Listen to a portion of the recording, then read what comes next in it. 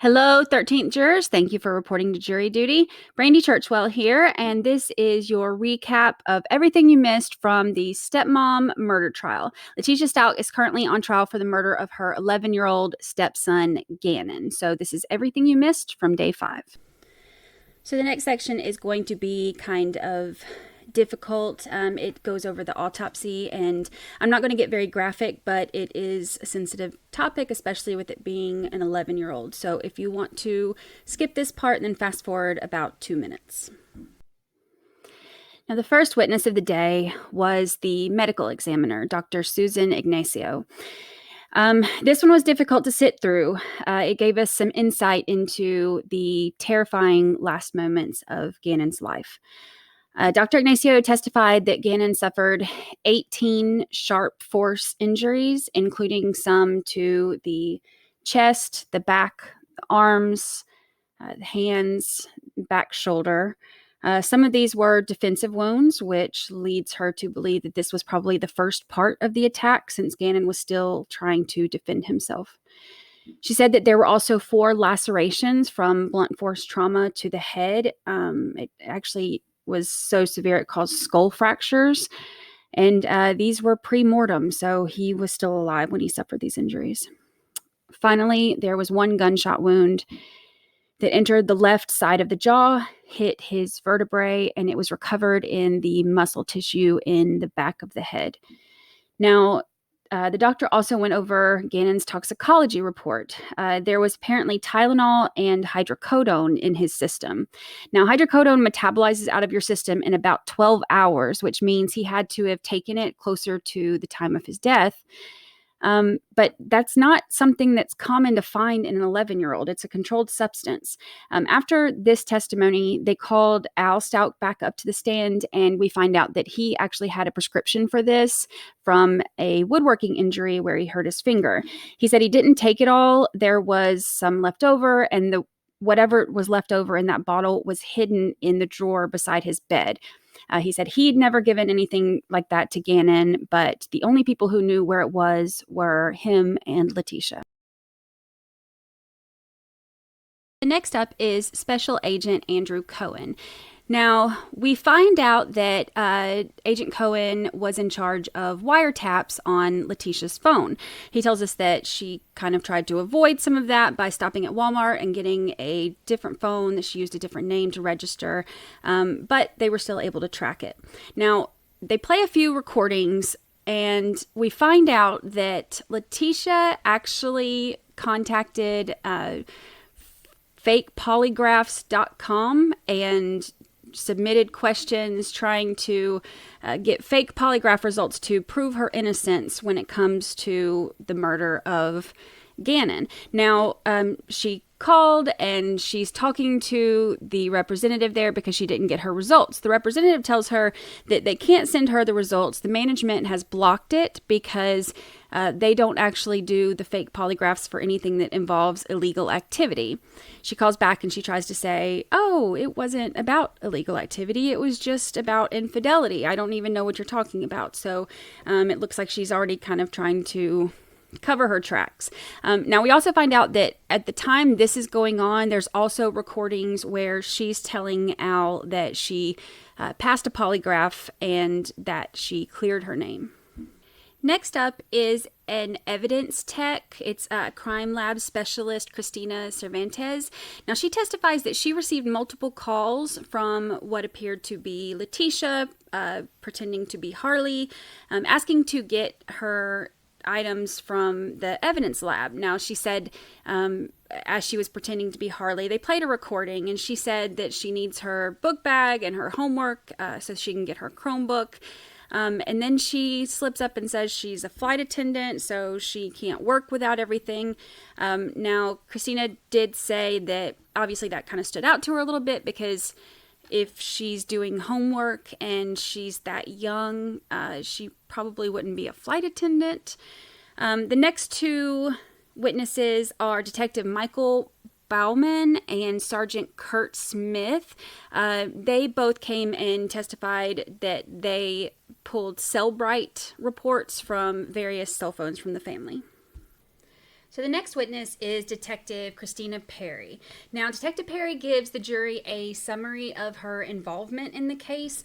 She says that she was involved in the search for Letecia's car when it was discovered that it wasn't actually where it was supposed to be at French Elementary. She said that she conducted some of the searches on the dumpsters and things like that in the areas where Letecia was known to have been on Monday. She tells us that she was there for what was supposed to be an interview with Letecia. However, Letecia didn't show up until hours later and showed up with a freshly washed car. She tells us that the police put a GPS tracker on the Nissan Altima that was rented after all of this happened. They kind of thought that Letecia could be a flight risk. And she says that Harley had refused to respond to the office for an interview, and she wouldn't give any information or talk to anybody about her brother, but she said that she was able to talk to her about some more personal things like career aspirations and stuff like that. Now, the majority of the time Detective Perry was on the stand, it was spent reviewing neighbors' surveillance footage from that Monday. So based on the footage, we can see that Letecia and Gannon left home a little after 10 a.m. that morning, and they left in the truck. They returned home about 2:19, and then Letecia backed her car into the garage. At 3:11, we see Lena's school bus arriving, and she walks toward the house and then is outside playing and riding her bike after that. It's about an hour later that Harley arrives home. She runs in the house. She looks like she's in a hurry. She goes in for about 15 minutes before leaving. She takes Lena with her. This is when they make the trip to the store. Now, Detective Perry was also involved in the search of the house on Tuesday. And on cross-examination, Letecia's attorney actually it sounded like they were trying to throw Harley under the bus, because they asked her if she had unfettered access to the crime scene before police arrived that day. So it sounded like they were trying to kind of incriminate her, or I guess just maybe raise doubts. I don't know. So they also pointed out that the footage shows that Lena was able to go into the house undetected by a camera at some point. And they asked if the utility workers that were seen on camera heard a gunshot. But on redirect, the DA pointed out that they didn't even know that Gannon had been shot until his body was found. So they wouldn't have known to ask about hearing gunshots anyway. All right, we're getting towards the end here. So next up is Detective Tim Farrell. He was on the scene on Tuesday the 28th at the Stauch home to take pictures for evidence. So he showed some of these pictures in court. He showed the laundry room and the Nike shoes that tested positive for Gannon's blood. He showed pictures of the burn areas on the carpet and the couch, and also the candle that was collected from the trash can. And it looked like it had a sock, he said, of some sort, kind of stuck to it or melted to it. There were also pictures of Gannon's bedroom, including stains on the top and the side of the mattress and brown smears on the door handles. He showed pictures of Letecia's car on the day that she finally showed up really late for her interview, with the car dripping wet from being washed. They mentioned Letecia's going to the hospital for a SANE check based on the stories that she was telling about being raped and stuff like that. They said that she left the hospital, and after this, Detective Farrell was also involved in the surveillance of Letecia when she was followed to the Marshall store for them to collect the phone and car. Now, you may remember this testimony where Letecia kind of just took off running full sprint, and the officers were chasing her, and she threw the keys in the opposite direction of where she was running across the parking lot. And then she was, yelling at Harley not to answer anything. Very, very strange. So he kind of gives his testimony about that episode as well. There was also surveillance from a Walmart where Letecia bought her burner phone. During cross-examination, again, he seems to be kind of directing things toward Harley, which is still surprising me. He asked the detective if the warrants issued during the Marshall's parking lot debacle were just for Harley's phone and car, and he says yes, but of course, at this point, I think that they had already taken Letecia's, so I don't know why that's worth pointing out, but whatever. He also says, do you know if Harley Hunt was handcuffed inside the store? He said that she was detained. Now, he tried to ask about whether or not he had a taser on him, but there was an objection that was sustained. So I think maybe he was trying to kind of insinuate unnecessary force. We have a quick testimony from Detective Vigil, who said that he was part of the January 28th search. He said he went and knocked and nobody came out. Moments later, Harley and Lena kind of appeared in the garage. The garage lights came on and he talked to them and ended up going in for the search. He said that he went to Gannon's bedroom and he had the smell of bleach or ammonia kind of hit him when he went in the room. He said that he swabbed different parts of the stains on the mattress and they entered those into evidence. And then he also showed the storage room pictures. They showed one picture where he said that's not how the boxes were when he was there. And then another picture where he said, yes, that's how the boxes were. So I guess we're finding out that from the first time they went to the next day when they went, the boxes had been moved.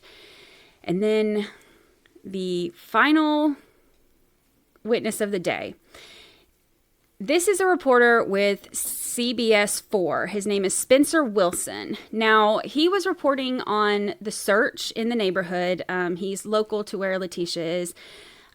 He said that he was out there reporting and Letecia pulled up in a car and she was angry and she chastised him about his reporting. So he said, you know what? Then, you tell me what you want to say. So they drove to a location nearby and he did an interview with her. Now, she would only do the interview if they didn't show her face. So she faced away from the camera and he set up the camera and he asked her some questions and kind of let her guide the interview. Now, he asked, is there anything you want to say to Gannon? And he testified that she said yes, that she believed that Gannon was coming home and that when he comes home, she's excited for him to see everybody, but also she can't wait because he's going to tell everybody where he was and everybody owes her an apology. They played the interview and she says that, and then I guess he said that she had told him that she wanted to stop and re-record, so he let her, and all of a sudden, it's not the same Letecia. She's, crying and emotional, and we love you so much, we miss you so much, like a whole different person, like all of a sudden she cares towards the end of the interview.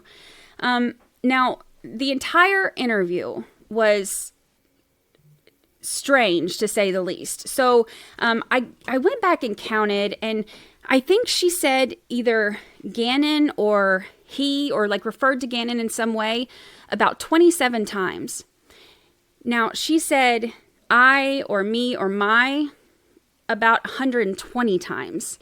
So the entire thing, it wasn't about Gannon, we love you, come home, or if you have Gannon, please bring him home. Everything was about how this is affecting her and how she's mad and how she's so mad that her husband's, ex-wife is in their home. And it was so bizarre and not at all what you would expect from a mother who's looking, hoping that her child comes home. She even had Harley come over and say, that she did see Gannon after the hike. But the jury actually asked a question afterwards, and they wanted to know if she stopped crying and her demeanor changed back immediately after filming. And he said yes. So that does it for day 5. I appreciate y'all joining me. This is everything you missed from the evil stepmother Letecia Stauch trial. So thank you for reporting to jury duty. Please like, subscribe, share, tell your friends, and I will see y'all next time.